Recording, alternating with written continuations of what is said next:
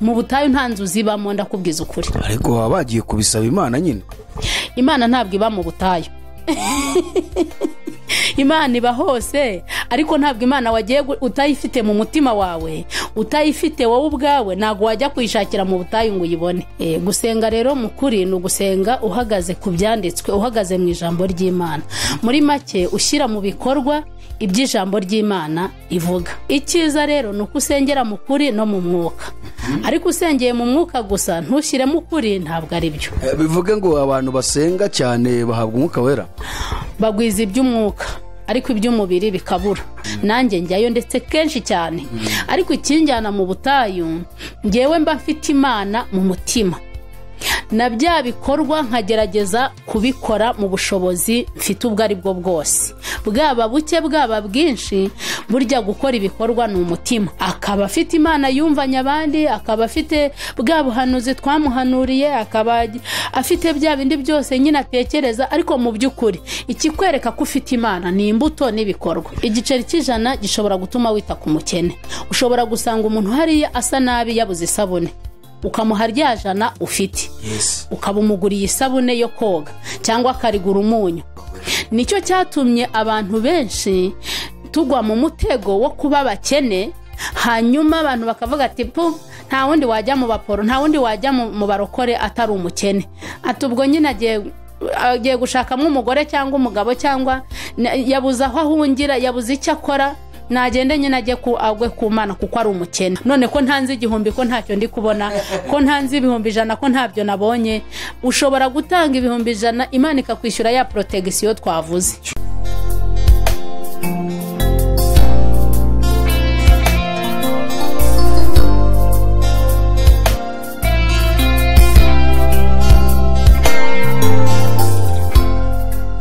Reka twongere tubasuhuze bene data mwese, shuti bakundwa ba AYALONI TV.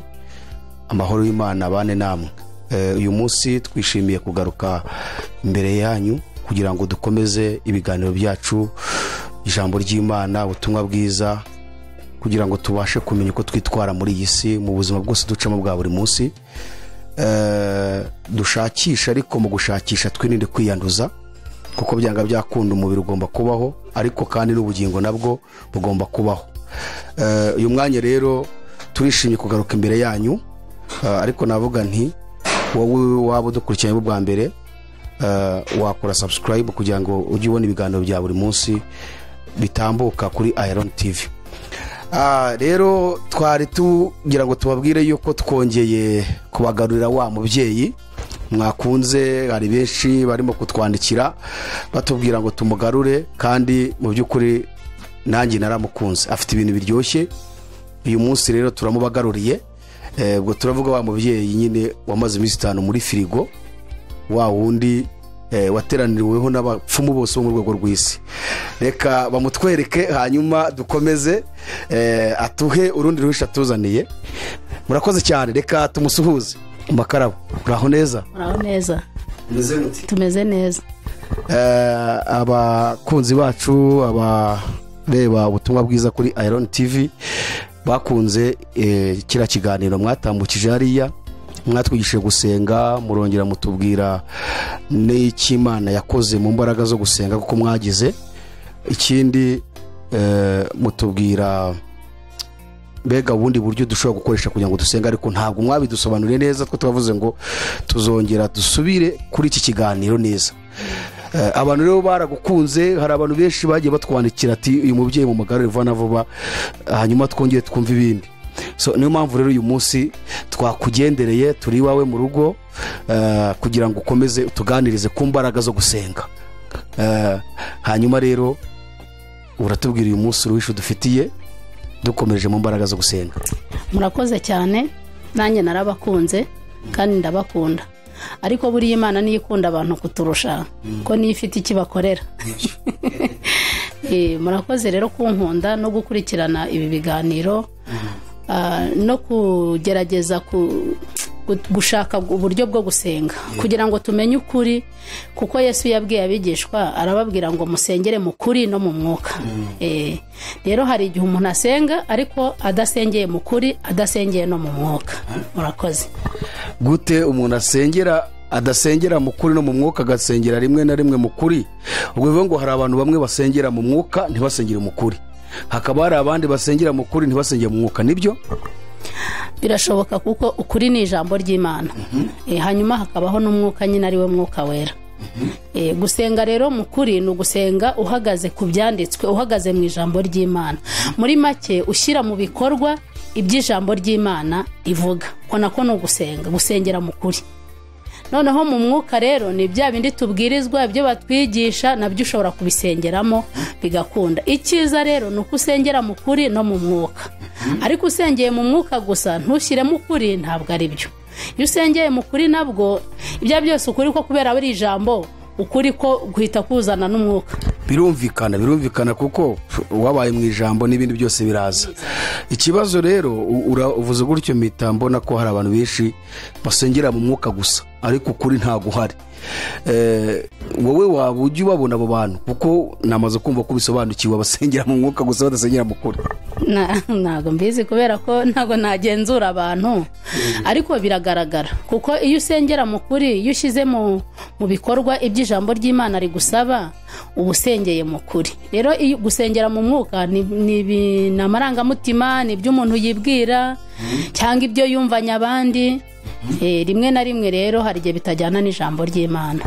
Yes, ni biyo mpamvu nanjye narimvuze ni urebye urabibona, kuko niba umuntu ashobora kuba ahora mu misozi asenga, mu butayu, mu buvumo he asenga, ariko wamurebera mu bikorwa by'ijambo ry'Imana ukabona ntarimo, ukabona ntago yubahiriza ijambo ry'Imana, ubwo ashaka kwibera mu mwuka gusa ariko mu kuri ntawe urimo.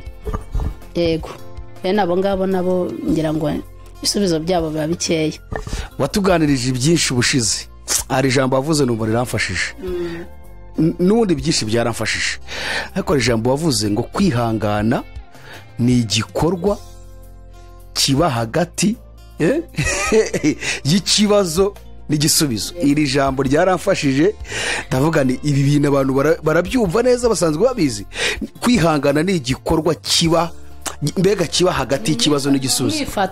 Kwihangana ni umwifato, icyo bita reaction hagati y'aho ugiriye ikibazo n'igisubizo. Iri jambo ryaramfashije cyane. Hanyuma mu makarabo turagira ngo ukomeze mu kiganiro imbaraga zo gusenga. Mwatubwiye ko mubikora, kandi koko buriya umuntu wese atanga ubutunzi akuye mu bubiko bwe afite, ntago watanga ibyo udafite. Kuba rero warabivuze buriya nuko urabikora, ni nayo mpamvu bavuze ati n'abantu bo bazaza babishaka bafite nimero zacu bajye baduhamagara dufatanye gusenga bafite ibibazo. Nuko biba bihari, ubu bifite ibyo bintu koko ushobora gusenga. Uti nabonye imbaraga mu gusenga, watubwiye uti nzababwira uburyo nabonye imbaraga mu gusenga ku muryango wanjye, mu rugo rwanjye, byose warabitubwiye.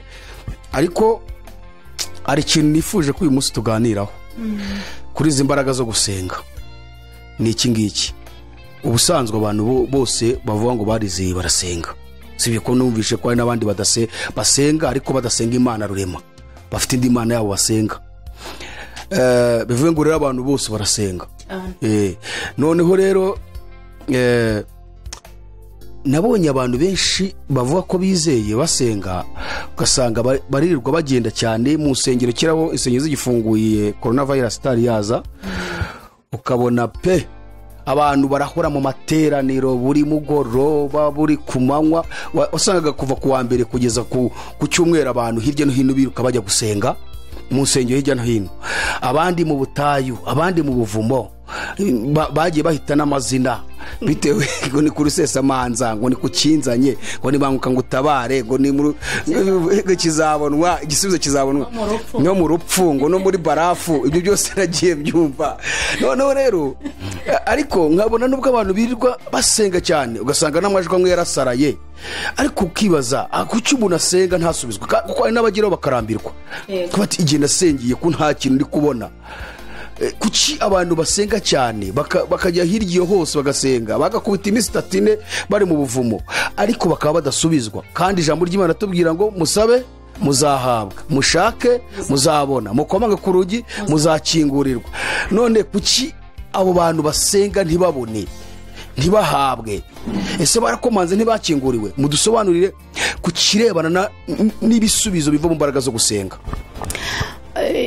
Gusenga habamo uburyo bwinshi nk'uko twabivuganye, tuzagenda wenda dusobanura buri gace, ariko cyane cyane abantu tuvuga ngo ntibasubijwe ni uko wenda baba batabonye ibifatika. Reka tuvuge wenda kuri icyo cyerekezo. Dusanga rimwe na rimwe ijambo ry'Imana ritubwira ngo icyo ubibye nicyo usarura, gutanga bihesha umugisha kuruta guhabwa. Hari igihe rero rimwe na rimwe abantu dusenga tujya muri iyo misozi, turira imisozi, tujya mu mazi, tujya mu myobo, mu buvumo no mu nsengero, ariko tudakora icyo kintu cyo gutanga. Icyo gihe tugwiza amavuta, cyo bita amavuta, abanyamasengesho murabyumva, tugwiza amavuta ariko nta mafaranga tugira. Iyo umuntu asenga cyane agwiza amavuta, sayo mavuta ni amavuta ameze ate ko genda nayazi? Nuko wenda abari uduterime tw'abanyamasengesho cyangwa abavuga butumwa, ariko ubundi amavuta asobanura umwuka wera. Ni ubusobanuro bw'umwuka wera. Bivuge ngo abantu basenga cyane bahabwa umwuka wera, bagwiza iby'umwuka ariko iby'umubiri bikabura. Rimwe bakavuga ko batasubijwe kubera ko nta by'umubiri bafite iby'umwuka gusa. Ariko buri kintu cyose kigira uko nyine kibonwa. Bivuge ngo hari abantu basenga cyane bakagwiza iby'umwuka gusa, iby'umubiri bikanga. Ikibazo rero gihari ni uko abantu benshi uzasanga basenga bashaka iby'umubiri, ari nabyo bintu basengera cyane. None kuki babisengera ntibabihabwe bakajya guhabwa iby'umwuka kandi ibyo bintu babisengeye? Reka twifashishije ijambo ry'Imana muri iki gice cya Zaburi cya 41. Reka tuhifashishe hanyuma turebe muri ubwo buryo bwo gusenga. Haravuga ngo hahirwa umuntu wita ku bakene, Uwiteka azamukiza ku munsi w'ibyago, Uwiteka azamurinda mukize, kandi azahirwa ari mu isi.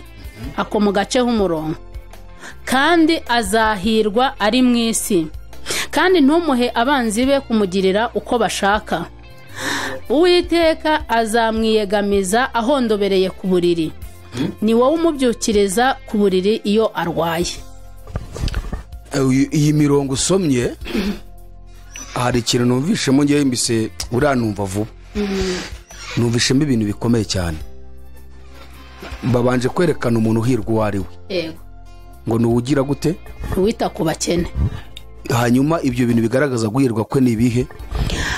Uwiteka azamwitaho cyangwa se azamukiza ku munsi w'ibyago n'amakuba. Uwo muntu wita ku bakene, Uwiteka azamukiza ku munsi w'ibyago n'amakuba. Nurisi kunzi ko hari abantu basenga benshi birirwa bavuga Mana makuba, Mana birakomeye. Ntago wongo ubisengera Imana yamukiza atiri wajya kwita ku bakene.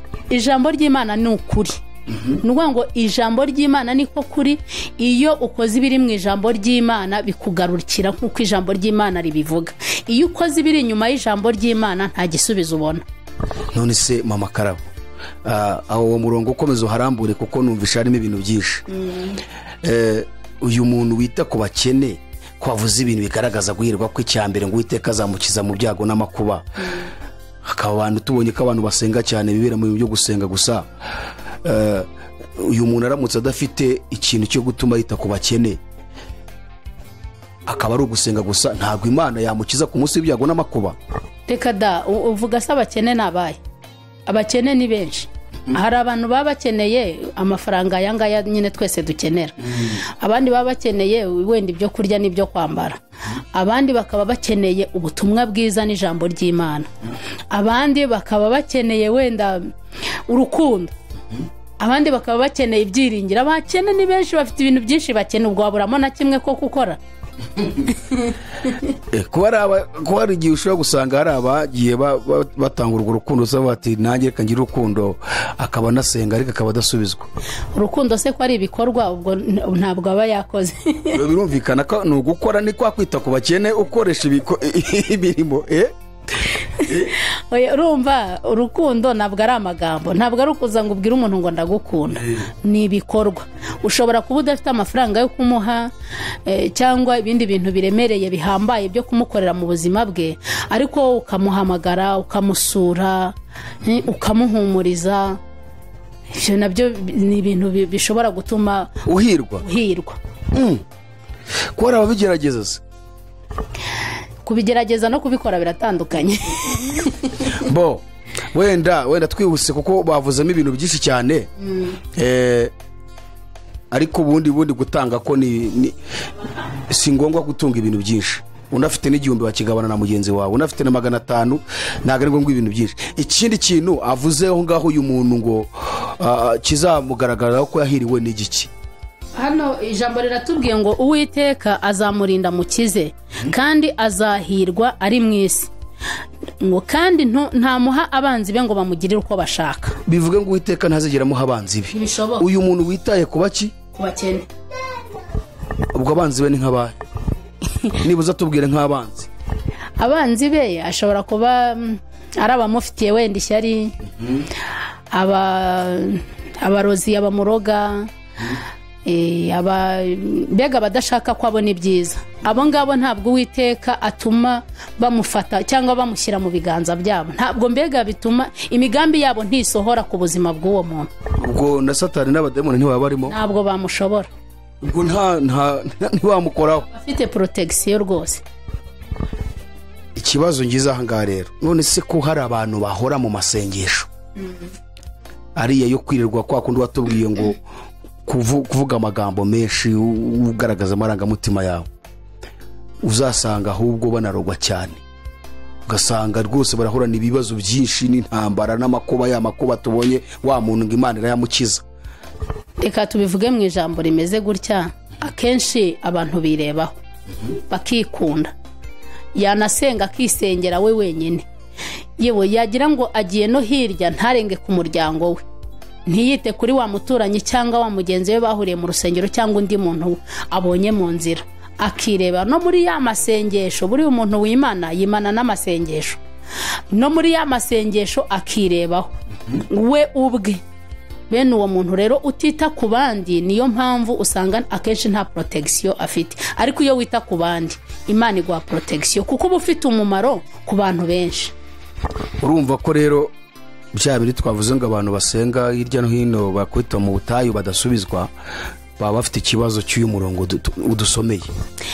Rimwe na rimwe mu gusenga, ubushize tuvuga ku kindi kiganiro, no mu bindi biganiro nkunda wenda gutambutsa ku Ihumure TV, inshuro nyinshi bijyana no guhinduka. Wowe ubwawe ukimenya ugahinduka, hanyuma wamara guhinduka ukajya wasengera abandi cyangwa ukajya wagira ibyo ukorera abandi. Ariko rimwe na rimwe abantu turikunda, twirebaho twenyine, ukavuga uti ibi biryo ni njyewe bizampaza, imyenda irankwiriye. Ntabwo ushobora kugira igitekerezo cyo gutekereza undi muntu. Aho ngaho rero ni ukuvuga ngo ushobora kubikora usenga cyangwa udasenga, ushobora kwikunda usenga cyangwa udasenga. Ibintu birakaze kubera ko aha ngaha ngewe buriya hari ukuntu usoma Bibiliya nkahita numvamo ibintu byinshi cyane. Aho nitwaba turimo kwibeshya amasengesho dusenga, ana mpamvu duhora tuvuga ngo kuki tudasubizwa, ariko twaratandukiriye tutarimo muri iyi nuza baduhaye kwireberamo muri indorerwamo y'aya magambo dusomeye. Kuko urabona abantu benshi baririrwa mu butayu, mu buvumo, mu mazi bari gusenga nyine, bamwe basaba imodoka, abandi amazu, abandi akazi, abandi kurira indege, visa, ibiki byose nibyo birirwa basengera. None ko tubonye uyu muntu ashobora gusenga imyaka 3 n'itanu atarasubizwa, ariko hano Bibiliya bitweretse uyu muntu wakoze ikintu kimwe gusa, ngo wita ku baki? Bakene. Reba ibintu tubwiye, nagira ngo ibintu ngiye dusomere kuko udusobanure, kuko ndabona aha hantu hari imisengesho rikomeye cyane. Ahubwo reka tuvuge ikintu kimeze gutya. Uzarebe wenda urugero nko muri quartier utuyemo, cyangwa se muri bano bantu bacuruza, bano bantu bafite amakampani akomeye, kabone niyo yabasenga cyangwa niyo yabadasenga, ariko kubera ko abakene benshi bamuruhukiraho, ibintu bye bitera imbere, yaba asenga yaba adasenga. Ijambo ry'Imana icyo byandikishije ryavuze ngo ni umuntu wita ku bakene. Ubwo rero ntabwo hano bavuze ngo umuntu usenga wita ku bakene, oya, umuntu wese wita ku bakene. Noneho rero twebwe abasenga rimwe na rimwe twibwira ko gusenga kwacu biba bihagije, ariko ushobora kujya mu buvumo cyangwa mu butayu, ariko mu butayu nta modoka zibamo, mu butayu nta nzu zibamo, ndakubwiza ukuri. Ariko baba bagiye kubisaba Imana nyine. Imana ntabwo iba mu butayu. Imana iba hose, ariko ntabwo Imana wagiye utayifite mu mutima wawe, utayifite wowe ubwawe, ntabwo wajya kuyishakira mu butayu ngo uyibone. Ntabwo bishoboka. Ugomba kubanza kuyifite mu mutima. Kibazo hari abajyayo n'ubundi bayifite. Bo kujyayo uyifite ni muri rwa rwego Yesu nawe yagiye mu gashyamba k'Igetsemane. Ndagira ngo nsobanure hanga kugira ngo abantu bumva kino kiganiro batumva twakirititse cyane ibintu byo kujya mu butayu cyangwa byo kujya gusengera ahantu nkaho. Nanjye njyayo ndetse kenshi cyane, ariko ikinjyana mu butayu ngewe mba mfite Imana mu mutima, na bya bikorwa nkagerageza kubikora mu bushobozi mfite ubwo ari bwo bwose, bwaba buke bwaba bwinshi. Burya gukora ibikorwa ni umutima. Noneho njya mu butayu kugira ngo nsabe imbaraga Imana zo gutsinda ibigeragezo bindi imbere, kuko iyo dusenga tuba duhura n'ibyo bigeragezo. Rimwe na rimwe rero hari igihe abantu bajya gusenga mu butayu ariko nta bindi bikorwa bindi bafite rero, cyangwa nta Mana bafite mu mitima yabo. Akaba afite Imana yumvanye abandi, akaba afite bwa buhanuzi twamuhanuriye, akaba afite bya bindi byose nyine atekereza, ariko mu by'ukuri ikikwereka ko ufite Imana ni imbuto n'ibikorwa. Imbuto n'ibikorwa. Ubu hano namaze kumvamo ikintu dukwiriye kubanza gukora ku bantu turi kugenda tujya gusaba Imana iby'umubiri. Ibi byose dusaba iby'umubiri hano umaze kubonera ko dushobora kubihabwa twitaye ku bakene cyane. Kandi wita ku bakene si umuntu ufite miliyari na 500 yagufasha kwita ku bakene. Igiceri cy'ijana gishobora gutuma wita ku mukene. Ushobora gusanga umuntu hariya asa nabi yabuze isabune, ukamuha rya jana ufite, ukaba umuguriye isabune yo koga cyangwa akarigura umunyu yawubuze. Ntabwo rero gufasha abakene cyangwa kwita ku bakene biterwa ngo ufite amafaranga menshi cyangwa ubushobozi burebure, nibiterwa n'umutima wawe. Mama Karabo, Imana gumugisha amagambo turayumvishe. Se hari ikindi wakongeraho? Ikindi nakongeraho nuko abantu bita ku gusenga. Mpora mbivuga, nzahora nanabivuga kenshi, kugira ngo abantu basenga bakubemo, mbega babishyiremo imbaraga. Hanyuma kandi nidusenga twite no kuri aya magambo yo kwita ku bandi. Hari kera ngisengera mu Katolike, hari ijambo bakundaga kuvuga ngo ntitwizirikane ubwacu, tuzirikane n'abandi. Na Paulo niko yavuze. Paulo yaravuze mu Filipi ndumva ari 2:3 ngo umuntu wese muri mwe areke kwizirikana we gusa, ahubwo azirikane n'abandi. Hagati avuga ngo mugire wa mutima warimo. Yesu ratuzirikanye. Hari igihe uzabona rero umuntu usenga cyane, asenga kandi akabona afite n'amafaranga, cyangwa afite rwose ubona wamukire cyane ariko ubona yifashije. Ariko niba ari umudamu ugasanga ni babandi bita ngo ni ba nyirakigunu, ugasanga umuntu ni igisambo, ntashobora niyo waza ukamutakira kajana arakuvuga ngo pfukama ngusengere gusa, akaba atafata n'icyo gihumbi ngakiguhe. Ese nk'uyu muntu koko ubu ni nk'inama wamugira ko tubonye hano Bibiri kitubwiye? Pase ari ikintu kimwe ngewe nshaka kuvugaho. Urabona abantu batwigishije mbere, aho twagiye dukirizwa mu madini twagiye dukirizwamo, bagiye batwigisha gusenga mu mwuka. Ariko ibi bintu by'imirimo ntago bigeze bakunda kubitwigisha, bitangiye ubu ngubu nibwo ngenda mbibona. Ariko kera wumvaga ko iyo umwuka w'Imana atagusangaga ngo wowe akwemeze, ntago rwose nta hantu wari kubibona ibi bintu. Nicyo cyatumye abantu benshi tugwa mu mutego wo kuba bakene hanyuma abantu bakavuga ati pu nta wundi wajya mu baporo, nta wundi wajya mu barokore atari umukene. Ati ubwo nyine agiye gushakamo umugore cyangwa umugabo, cyangwa yabuze aho ahungira, yabuze icyo akora, nagende nyine ajye agwe ku Mana kuko ari umukene. Ariko ubu ngubu urabona ko uyu munsi abarokore n'abakiri bamaze gukira pe. Uyu munsi tubivugisha ukuri rwose, abantu barasobanutse, barasobanukiwe, abantu bamaze kumenya agaciro ko gutanga. Uyu munsi bafite aho bageze. Rero icyo nigisha abantu muri ibi bintu nuko gusenga twatura n'umunwa birya by'amarangamutima nabyo nibyo, no kujya mu butayu no kujya mu buvumo na hahandi hose tujya nabyo nibyo, byose nibyo, ariko tubigirikeho kuzirikana abandi. Biriya byo ngira ngo mwatweretse yuko ari ugushaka amavuta, kuba mu mwuka cyane, ariko mbonye ahubwo ibishobora gutuma dusubizwa ibyo dusengera by'uruhande rw'umubiri ni ukwita ku bakene. Ukwita ku bakene kandi hari n'igihe ushobora kuba udafite amafaranga ariko ushoboye kuvuga ijambo ry'Imana. Genda ku bantu badafite ijambo ry'Imana ubu bahaye ubwo bukire, nabo ni abakene. Abantu bafite ibyo kurya batazi urukundo, batazi gutanga, nabo genda ubahugura ubigisha. Abo nabo ni abakene bafite ibyo bakennye. No kuri babandi boroheje barya tuvuga b'abakene badafite ibyo kurya, nabo tubasure. Reba umuturanyi wawe, reba umurwayi kwa muganga, reba umukene muturanye, reba imfubyi, reba umupakazi, hanyuma ukora igikorwa urebe ko Imana ikwima ibyo bisubizo.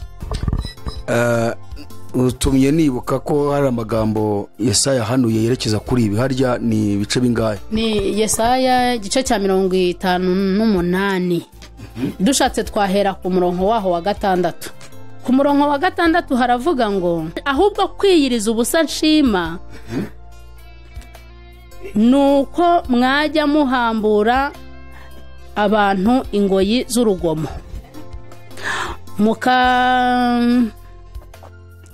mugahambura imigozi y'uburetwa, mukarenganura abarengana, kandi mugakuraho iby'agahato byose, kandi ukarekura ugatanga ibyo kurya byawe, ukabigaburira abashonje. Ibyo biri mu kwiriza ubusa nk'Imana ishima. Kwiriza ubusa ishima. Yego.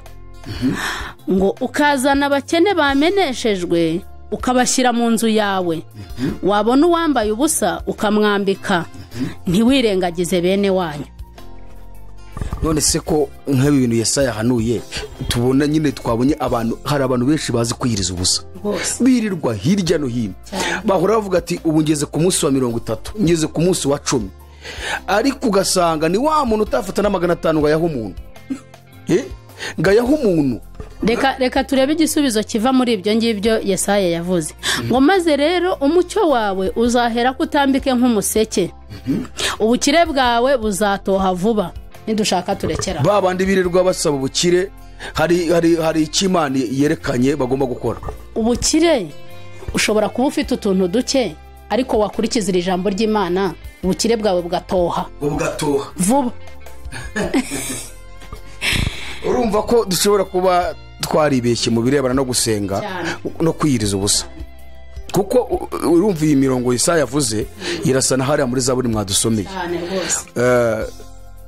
Aha niki wabwira abantu bamenyereye gusenga gutyo biyiriza ubusa, hano batweze kwiyiriza ubusa? Urumva ni ibintu biri gusenga no kwiyiriza ubusa, Bibiliya irabyujuje, yerekanye igihe wirije ubusa ibyo ugomba gukora. Kugeza ubwo natanze igisubizo ati ubukire bwawe uzatoha vuba. Nk'aba bantu nyine basenga biyiriza ubusa ariko badakora ibi bintu Yesaya hanuye, badakora ibintu uriya muntu wo muri Zaburi yanditse Dawidi, urabagira iyihe nama? Inama nta yindi, nuko bajya bakunda gusoma ijambo ry'Imana, hanyuma bagashyira mu bikorwa ikiryo jambo rivuze. Yego, bazaba basengeye mu kuri no mu mwuka. Kuko urumva ibi bintu mu by'ukuri iyo dusengeye mu mwuka ni kwa kundi nyine twiyiriza ubusa. Rimwe na rimwe wasangaga tuvuga ngo ako gakoma mukambikire ndaza kukanywa mvuye gusenga, ugasanga ufite wenda ibyo kurya, ukavuga uti abakozi bateka kawunga turaza kugura isosi mvuye gusenga. Mu by'ukuri gusenga kwawe kugatuma abakozi barya nabi cyangwa babwirirwa kandi ibiryo bihari. Cyangwa se waba ufite utwo dukeya ntube wagira umutima wo kuturekura ngo ube waha umukene ukuri iruhande uti hoya ntaza kubura icyo ndya mvuye gusenga kandi niyirije ubusa. Ibyo bintu byose birapfuye kandi twagiye tubikora twese batagira ngo ndi kubatunga urutoki. Utumye nibuka hari umurigeze kumbwira ngo mu rugo rumwe abakristo umugabo n'umugore nyine bakunda gusenga ariko umugabo akunda kwiyiriza ubusa cyane. Noneho rero ibihe bye byinshi byabaga ari kwiyiriza ubusa ariko igihe cyose ashoje bagateka inyama. Igihe cyose ashoje bagateka inyama ngo umwana aza kubwira mama we ubwo yabaga ngo ari mu bihe byo kwiza ubusa baryaga nabi cyane bari gukusanya amafaranga bazateka inyama ashoje. Umwana ngaza kubwira mama ariko mama wabwiye papa akajya ahora mu kwiyiriza ubusa kugira ngo mbure uko zanirira inyama. Nyine bene ibyo niko twagiye twiga niko twagiye tunizera byatumye rero tutanasubizwa cyangwa tugasubizwa nabi kuko amasengesho yacu atumvikanye. Ja mama Karabo reka wenda tube duse nk'abavuye aho hantu ari naho winjiye cya gihe bitubwira ati mu mbaraga zo gusenga hari umuntu nasengeye arakira ariko Satani arahaguruka n'abadayimoni kugeza ubwo bahise bashaka kunyica ariko kubwo imbaraga z'amasengesho mva muri Firigo banaye nashyizwemo ndongera mba muzima. Turashaka kugira ngo wongere utubwire gatoya ku mbaraga zo gusenga warigeze ubona kugira ngo abantu bumve gusenga ariko gusenga bamaze kukumva neza sibyo. Wowe uravuze uti ngiyewe nanjye nagerageza kubikora ndasenga ariko nkanakora. Ubwo babandi batwumvaga basengaga gusa ariko ari ba nyirabigunu ari ibisambo nibarekure nibatange nibasanga abakene bo mu mwuka niba ari by'Imana bahaye bumva ubutumwa bwiza bababwirize. Niba hari ubushobozi bw'amafaranga afite nibafasha abakene. Gusenga nibwo kuzaba kuzuye niko abantu batubwiye no muri Zaburi ngo n'umuseke uzabatambikira. Yesu yabaravuze ngo ubukire bwabo buzatoha vuba. Wowe uti ndabikora ngaho tubwira izindi imbaraga none wabonye muri uko gusenga kwawe. Reka tuvuge kuri ibi ngibi bijyanye no gutanga cyangwa no gusenga utanga. Mu by'ukuri ntabwo ngira ubutunzi buhanitse ku buryo wenda avuga ngo ngira ubutunzi buhanitse ariko nabwo sinshobora kurya ibiryo ngo mbimare mu nkono nta muntu wundi wahandi ubiriyeho. Icyura kigira cyane rwose zikuru umuntu udasanzwe. Jewe usibye ahantu hose nagiyemo sindigera mbona mba mu rugo rurimo abantu bari munsi y'10 cyangwa 9. Iwawe mu rugo wanjye mu rugo nahangaha nubwo ubona batabiheje cyangwa se badahari bagiye mu tuntu n'utundi ariko turi umuryango w'abantu 9. Bose n'abana babyaye ariko abana nabyayemo ni 4. Ubwo abona abandi ubufasha urira muri kwa gusenga kwawe. Muri kwa gusenga ukareba indushyi ukareba abantu batishoboye cyangwa se bakaba banishoboye ariko bafite uburyo bakennye mu bundi buryo.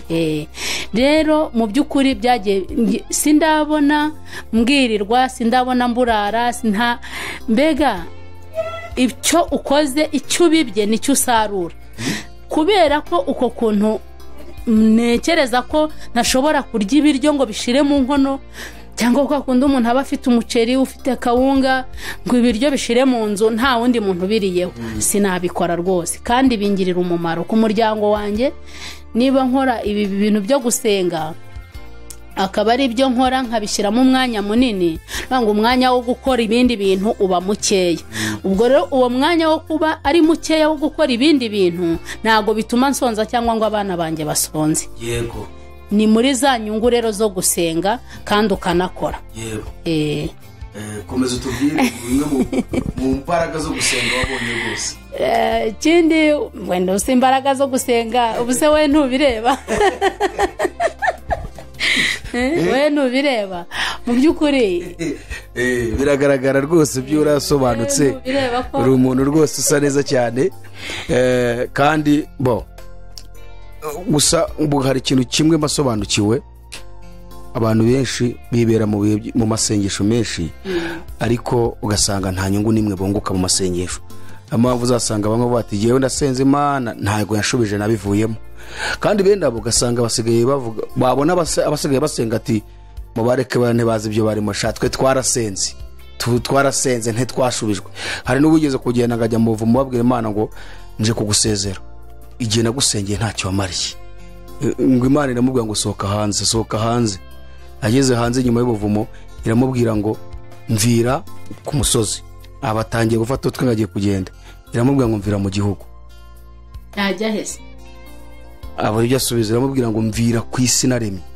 Suje kunsezera, uje kunsezera ngaho mvira ku isi naremye. Naho yajya ahita yikubita hasi, aturi Uwiteka ndakwemeye. Byagize urumva uyu muntu kandi yarasenze ntako atagize, ariko kudasubizwa kwe bimuteye kujya gufata amasengesho yo gusezera. Kandi se wenyine hari abantu benshi ngo bajya gusezera Imana cyane rwose. Ukibaza kuki abantu basenga ntibasubizwe, ariko twumvisha igisubizo kirimo aho ngaho. Ni mpamvu nimubwiye ngo nkawe nakubaza ngo mu mbaraga wagiye ubona, ari cyo cyagiye nakubajije ndetse ni bangahe waba warasengeye kuko bagakira, sibyo? Urumva nawe uti nanjye hano imbaraga narazibonye ndarya sinshobora kwicwa n'inzara. Ibyo byo rwose nanjye nabihamye. Utanga ntago wakwicwa n'inzara, ntabwo bishoboka. None se ko abajya gusengera ibiryo ntibasubizwe, nuko Imana ibibona nyine batabitanga. ubundi Imana rimwe na rimwe nuko tutayisobanukirwa, kandi koko no kuyisobanukirwa biba biturenze, kuko irenze uko tubitekereza, irenze uko tuyivuga, irenze uko tuyumva. Imana irarenze, imbaraga zayo zirarengeye, ubwenge bwayo burahanitse. Rero iyo tugize umugisha wo kumenyaho akantu gatoya, agace gato, ni ku ijambo ry'Imana rivuga ngo duhanura agace, twerekwa agace, tumenyaho agace.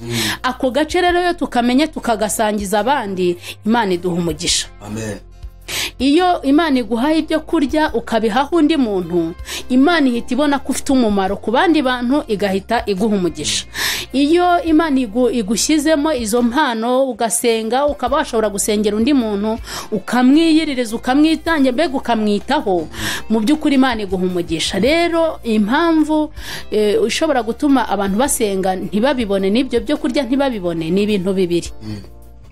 Baba bari muri cya gice cy'abantu nyine bikunda gusa, birebaho gusa, cyangwa se ari mu kigeragezo, icyo dukunda kuvuga ngo arokore ngo ni mu butayu.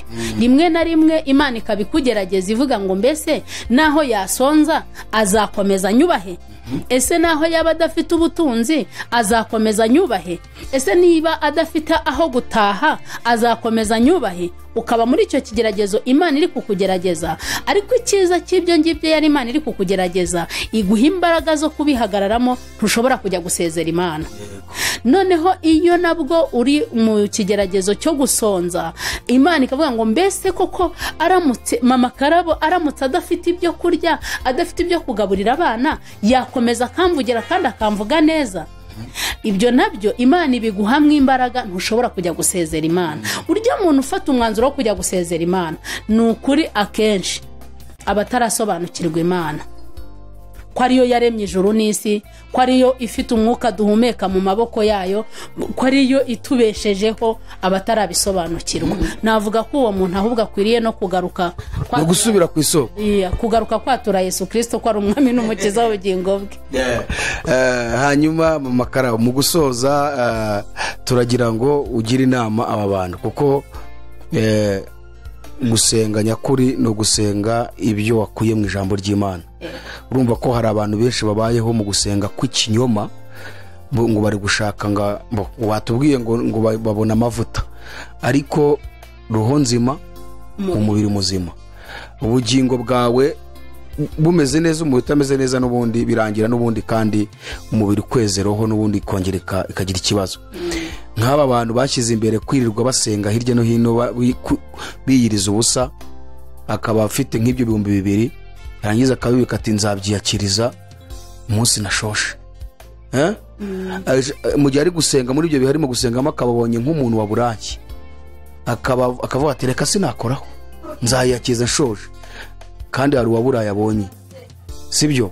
Agakomeza gusenga ngo Mana mu mugisha, bambwiye kuza amafaranga menshi, bambwiye kuzamunyuriza indege, ugasanga nibyo ahoramo, ariko atatanga, atarekura.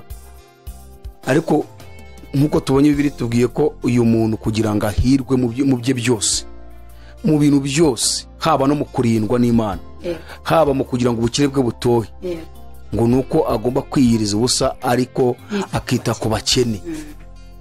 Uyu muntu wamugiye inama kugira ngo ahindure uburyo bwo gusenga. Ubu ngubu tugeze mu bihe bikomeye, mu bihe by'ikoranabuhanga, mu bihe isi iri kwihuta cyane. Natwe dukwiriye kujijuka tukamenya ubwenge, tukamenya icyo gukora. Noneho rimwe na rimwe rero icyo nabwira aba bantu batukomeza kumva twavuze dukritika ngo abantu birirwa basenga mu butayu, mu misozi, mu by'ukuri biriya bintu nabyo nibyo ni byiza. Ababikora Imana ibibaheramwe umugisha, kuko aba yanafashe wa mwanya we akagenda, aba yanafashe yatikeye akagenda. Imana itimana cyangwa itishama nayo imuha umugisha ku bw'icyo kintu yakoze. Ahubwo icyo turi kuvugaho cyane cyane ni ikintu cyo gusubizwa bijyanye n'amafaranga, bijyanye n'iby'ubu buzima, ibifatika byo muri ubu buzima. Ibifatika byo muri ubu buzima bisaba kubikorera, bisaba kubikorera, bisaba kubikorera. Kugira ngo tutaza kuvuga ngo abantu ngo birirwa basenga bakagira ngo wenda ntabwo ari byo. Natwe turabikora, nanjye ndabikora. Nanjye njya ku misozi, nanjye njya gusenga hirya no hino, ndetse nkaba najya no gushaka n'umuhanuzi nkavuga ngo reka njye kumva iki. Kandi uri umuhanuzi nawe rwose. Nagira ngo uri umuhanuzi birahagije ko Imana yavugana nawe utagiye kureba uguhanurira. Ntago bihagije, ntago biba bihagije. Tuba dukwiriye kumenya n'ibindi, tuba dukwiriye kugera n'ahandi. Ibyo bindi kandi uvugana nayo urinda kujya gushaka undi muntu ngo imucemo se yaje kukuvugisha ko isanzwe kuvugisha. Ni bya bimenyetso tuba dushaka. Oya, ntabwo ari ukuvuga ngo numve ko n'undi yamucamo, ahubwo mba nizeye ko Imana ivugana nanjye mu buryo bumwe cyangwa ubundi. Ivugana nanjye mu ijambo ry'Imana, ikavugana nanjye mu buryo bw'inzozi, ikavugana nanjye mu mayerekwa, ikavugana nanjye mu ijwi. Ariko ryajwi rishobora guca muri njye, ariko rishobora no guca mu wundi muntu, kuko Imana ibera ahantu hose icyarimwe. Rero icyo mbwira abantu basenga, niba dushaka iby'umwuka dukaze amasengesho, twiyirize ubusa, tujye mu misozi, dukore ibyo bintu byose, dusenge, ndetse rwose pe tube mu mwuka wo gusenga. Ariko niba dushaka ko duhabwa ko Imana iduha iby'umubiri, natwe dufate kuri bya bindi by'umubiri bike cyangwa byinshi dutange. Hanyuma ibyo twabibye, hanyuma bizera, bizashora imizi, byere, bigira imbuto, za mbuto zitugarukire. Mama Karabo, murakoze cyane. Uti rwose niba dushaka iby'umwuka tugende dusenge rwose, tuyirize ubusa, tujye mu misozi. Ariko iby'umubiri nabyo kugira ngo bitugere nuko natwe tuba twageze gute, twakoze, twatanze. Imana iguha umugisha. Ngira ngo abari badukurikiranye kuri AYALONI TV, ubu ni ubutumwa rwose, ubu ni ubutumwa kandi butavangiye. Aya ni ya mata y'umwuka adafunguye, niko Petero yavuze. Kandi koko uko niko kuri. Hanyuma tugira ngo dufashe kuri aba bantu bumvishe izi nyigisho muduhaye.